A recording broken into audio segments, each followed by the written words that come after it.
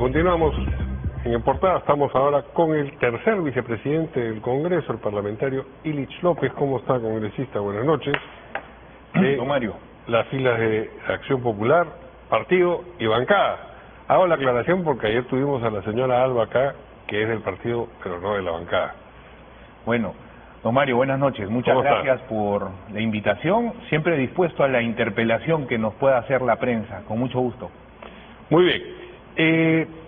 El Congreso ha reprogramado el debate y la votación en el Pleno de los informes finales relacionados con o sobre la denuncia constitucional a la expresidente del Consejo de Ministros, Betsy Chávez. Estas denuncias constitucionales no tienen que ver con el golpe, que es el asunto por el que estaba suspendidas. Suspendida primero y luego está con prisión preventiva, pero ya ha dejado esa prisión preventiva. Tiene que ver más bien con asuntos que se produjeron cuando era ministra de Trabajo y Promoción del Empleo, y se la acusa de presunta comisión del delito de negociación incompatible o aprovechamiento indebido del cargo. ¿Por qué se ha tomado esa decisión? Se ha postergado, iba a ser el 11 de septiembre y se ha pateado para hasta el 1 de octubre. Bueno, las decisiones que toman los colegiados dentro del Parlamento tienen fundamento procedimental. El fondo de este asunto es que mientras la ex parlamentaria fue ministra, se suscitaron algunos hechos que están siendo investigados, ¿no?, por negociación incompatible, aprovechamiento indebido del cargo. Lo que corresponde es que esta denuncia pase al Congreso, a la subcomisión de acusaciones, y esta es un proceso a través de... Sí, la pregunta era ¿por qué se patea para más adelante? Bueno, ya es criterio de la subcomisión y también del debate que se vaya a generar, ¿no? Habría que consultarle a la presidenta de la subcomisión, pero el fondo del asunto es claro, ¿no? Y va a tener que, considero yo, verse, o sea ahora o en octubre. Es claro que se vea. ¿En qué sentido? ¿Usted cree que en efecto la materia por la que se la denuncia constitucionalmente tiene sustancia? Ojo, que cuando se plantea una denuncia constitucional, nosotros no nos pronunciamos sobre el fondo, sobre los indicios que presenta la Fiscalía para que pueda levantarse del fuero y pueda ser investigada. Yo considero que las investigaciones ayudan a que se esclarezcan los hechos. A propósito de la propia señora Chávez, y más bien el asunto del golpe, pues el congresista Roberto Sánchez ha dicho que él quisiera contratarla para que, en fin, cumpla funciones asociadas a su bancada en el Congreso, y hay opiniones encontradas al respecto. ¿Qué piensa usted sobre esa posibilidad? Mire, el área de recursos humanos del Congreso de la República ha emitido una opinión que no podría ser contratada, puesto que ha sido suspendida en el cargo. Es lo que decía ayer. No. Entonces, nosotros ratificamos y respaldamos esa posición, que es un pronunciamiento administrativo. Sin embargo, yo considero que el colega Roberto Sánchez está pues utilizando mediáticamente este asunto, cuando han estado ellos, en general, han sido parte dentro de esta trama del golpe de Estado, ¿no? ¿Roberto Sánchez también? Pero por supuesto él era ministro, ¿no? Él era ministro, pero digamos ha habido todo un procedimiento y está en proceso. No, pero a él lo han dejado afuera, ¿no? No, él está siendo investigado, se le levantó el fuero, se pudo proceder con ello, pero más allá de eso es un tema en contra de la institución, ¿no? En contra de... En su momento Roberto Sánchez renunció el día del golpe y dijo que eso iba contra sus principios democráticos, y sin embargo parece que quiere llevar a Pedro Castillo en su lista y está, digamos, en esta defensa cerrada. Son las contradicciones que... política, no estoy diciendo...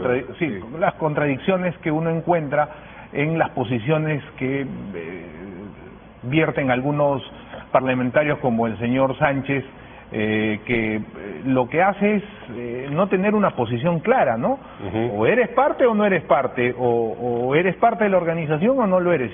Si es parte, entonces que no diga o que no borre con la mano lo que ha planteado en algún momento. Entonces, yo creo que acá debe haber una alta responsabilidad respecto a este tema que ha sido delicado, porque se trata de un golpe de Estado.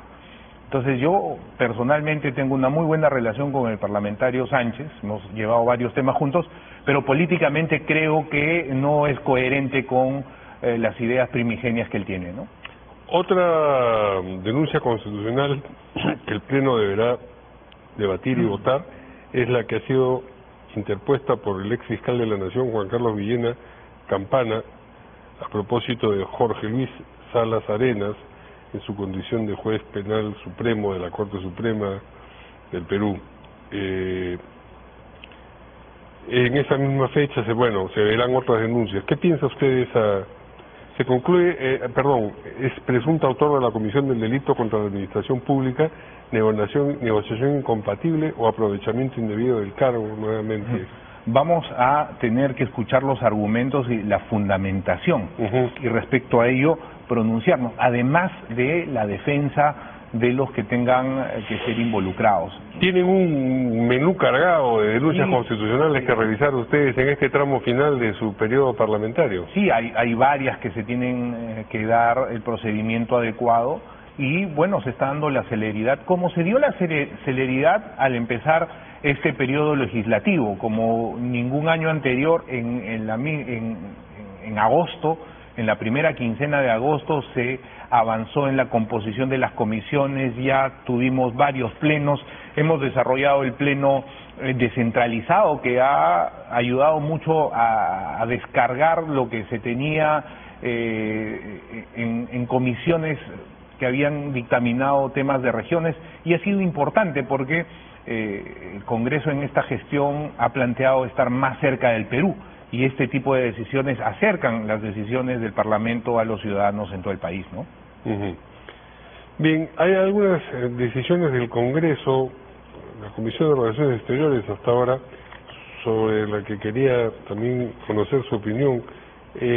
Por ejemplo, ya que hablábamos del golpe, la declaración de persona non grata o como persona non grata a la presidente mexicana, la señora Sheinbaum, que tuvo nuevamente expresiones que desconocían la naturaleza golpista de lo llevado adelante en su momento por Pedro Castillo, y en fin, que consideraban como un abuso la prisión a la que está sometido en este momento. Mire, ¿tiene sentido declarar que el Congreso declare persona non grata a alguien?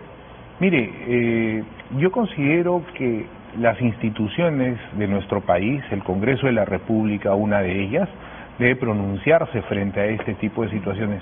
Lo que ha sucedido con el expresidente ha sido un golpe de Estado.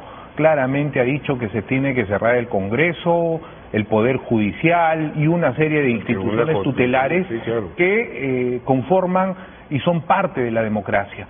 El que esté a favor de ello, en contra del país, más allá de la posición ideológica que el político tenga, creo que tiene que ser por lo menos condenado, por lo menos le tienen que decir algo, y esta expresión de declarar persona no grata es justamente una de esas. ¿Le parece bien que se haya procedido? Yo considero que sí. Ha sido un tema grave que se ha vivido en el país, ¿no? Independientemente de las defensas que se hagan, hasta que no se dilucide, todos sabemos lo que ha sucedido, y romper la democracia en un país como el nuestro nos lleva a futuras desgracias, don Mario, ¿no? Pero digamos, esta declaración de persona no grata no se traduce en actos que le impidan, por ejemplo, entrar al país, si es que tuviese la idea de visitarnos, cosa que no creo. No es vinculante esta posición, sin embargo, ahí considero que la presidenta mexicana no está ponderando la relación que existe del Perú con México en temas comerciales, por ejemplo. Entonces, hay muchas muchas aristas, muchas decisiones que están detrás de esto. El comercio, por ejemplo, la economía no se detiene. Los países comercian, tienen distintas acciones en conjunto y eso perjudica a ambas naciones, ¿no? Y ya que hablamos de temas internacionales en el sentido de la relación del Perú con algunas instancias internacionales, el ahora ministro de Justicia, Juan José Santibáñez, ha dicho: Perú seguirá evaluando su permanencia en el sistema interamericano de derechos humanos. Se refiere a la Corte. ¿Usted qué piensa? Yo creo que deberíamos permanecer bajo... Yo creo que el ministro y el Ejecutivo deben dejar de pensarlo y empezar a actuar. ¿Y cómo se actúa? Poniendo la denuncia para retirarnos del sistema interamericano. ¿Usted es de los que cree que deberíamos retirarnos? Por supuesto que sí. Presenté un proyecto hace un par de años sobre que los delincuentes, violadores, asesinos deban de trabajar en las cárceles para que puedan comer. Ante ello, la respuesta fue que queríamos volver a la época de la esclavitud. En otros países, los presos, los que purgan condena, pintan las calles, limpian las calles, participan en las obras civiles, y eso no los aleja o no los pone como un Estado que quiera volver a la esclavitud. Por el contrario, es parte de ese proceso de resocialización que deben tener los presos. Claro, hay que evaluar qué tipo de presos hay, y al señor Santibáñez yo le diría que empiece a implementar esa salida del sistema de derechos humanos, que por lo menos desde este espacio nosotros vamos a respaldar esa posición. Bien, es un trámite largo ese, porque un poco la sensación que da el gobierno es: bueno, vamos a tomar la decisión, pasado mañana ya estamos libres de este... Sin embargo, ese trámite tiene que empezar. Y cuando se empieza el trámite, tiene que se considera adecuado. No olvidemos que el sistema interamericano tiene a la Corte por un lado, y en los tratados que tiene el Perú dentro de este sistema van a verse golpeados, pero eso es el análisis justamente del Ministerio de Justicia y de los actores que van a tomar decisiones. Desde nuestra parte, nosotros, en mérito a nuestras atribuciones, hemos planteado y haremos lo que nos corresponde, y importa mucho que el Ejecutivo plantee sus temas, ¿no? Bien, finalmente, ¿cómo va la relación entre el partido y la bancada? Mire, siempre le pregunto esto, pero la verdad es que siempre aparecen nuevas versiones encontradas sobre lo que debería decir. Yo considero que el partido y la bancada siempre van a tener una relación, porque somos militantes de Acción Popular. Y bueno, ahora que tanto el presidente del partido ha mostrado sus intenciones de ser candidato a la presidencia junto con Víctor Andrés y junto con Alfredo, yo creo que Julio, Alfredo y Vitocho, que los quiero mucho por cierto, pero que encuentran en su propia bancada, a pesar que fuimos los que aprobamos la pensión justa para los maestros cesantes y jubilados, y eso lo publican, ¿no? Y cada uno quiere ser dueño de eso, a pesar de que hemos dado el beneficio de salud para los trabajadores de construcción civil, nos quieren un poco lejos, quieren generar polémica. Bueno, pues polemicemos, pero a la interna, como siempre se debe hacer, ¿no? Y entonces... Pero ese tren partió hace rato, la polémica ha rebasado, digamos, el local del Paseo Colón, y es de conocimiento de la opinión pública, ¿no? Sí, pero es interesante esas polémicas, porque particularmente yo siempre dispuesto a debatir con quien considere se tenga que debatir. Hemos tenido muchas veces al presidente del partido en la bancada tomando decisiones con nosotros. Cuando las decisiones a él le han parecido positivas, las ha respaldado. Cuando no, seguramente tiene sus reparos. Sin embargo, debemos poner bien claro que la institucionalidad, tanto de la bancada como del partido, se debe rescatar. Además de ello, el día viernes tenemos un encuentro en Paseo Colón, justamente, donde muchas regiones, Tacna, Moquegua, el Cusco, Junín, mismo Lima, en el Callao, entre muchas otras, vamos a estar en un encuentro que se llama La Ruta de Belaúnde, y vamos a plantear proposiciones sobre, por ejemplo, cuál debería ser el perfil del candidato presidencial en Acción Popular y de los senadores. No olvidemos que la realidad peruana tiene muchas aristas. Por ejemplo, el sur del país con sus distintos problemas, son distintos al norte y son, creo yo, distintos a lo que plantea Chávez, lo que plantea Vitocho y lo que plantea Alfredo, que más parecen un tema centralista del tema de acción popular. ¿Ninguno de los tres es un candidato que lo entusiasma a usted?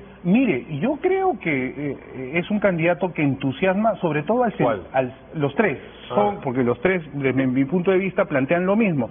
Son candidatos que entusiasman básicamente a lo mismo, al centralismo, y no conocen la realidad. ¿Usted partidario de ir detrás de ninguno de ellos? Yo soy partidario de ir detrás de cualquiera siempre en cuando las bases del partido sometamos a un debate cuál va a ser la posición política de nuestro partido. Por ejemplo, no se está hablando del agua como megatendencia mundial y como impacto económico. No tiene por el momento entonces una preferencia por ninguno de ustedes. No, yo los quiero mucho, pero hay muchas cosas todavía que hacer y que debatir, y seguramente estaremos en el debate, pero considero que los tres representan lo mismo, ¿no? Ya lo dijo Vitocho también, a Julio le dijo que es un viejo accionpopulista. Creo que coincido con él en esa situación, pero bueno, esa es parte de Acción Popular, eso usted no lo va a ver en otros partidos y eso es la esencia, creo, porque la democracia prima siempre en el partido. ¿Usted buscará ser reelegido? No, no voy a postular a la Cámara de Diputados ni de Senadores. Tengo una responsabilidad al frente del Congreso de la República, don Mario. Sí, bueno, que pero una cosa no se opone a la otra, ¿no? Sí, no se opone en este momento, pero considero que es responsable. Por ejemplo... O sea, ¿no va a postular a la reelección al Congreso, elecciones regionales? Hay una alta probabilidad. Vamos a entrar al debate primero nacional, al debate de la plancha presidencial, para proponer distintas medidas y acciones que tomen los militantes de todas las regiones y que estoy liderando desde esta propuesta que se llama la Ruta de Belaúnde. Entonces, planteando eso, están abiertas muchas posibilidades y yo, como cualquier político, siempre dispuesto a ponerle frente. Pero al Congreso no, eso es claro. Muy bien, muchas gracias al tercer vicepresidente del Congreso y integrante de la bancada de Acción Popular, Ilich López, por acompañarnos. Vamos a hacer una pausa y volvemos. Buenas noches.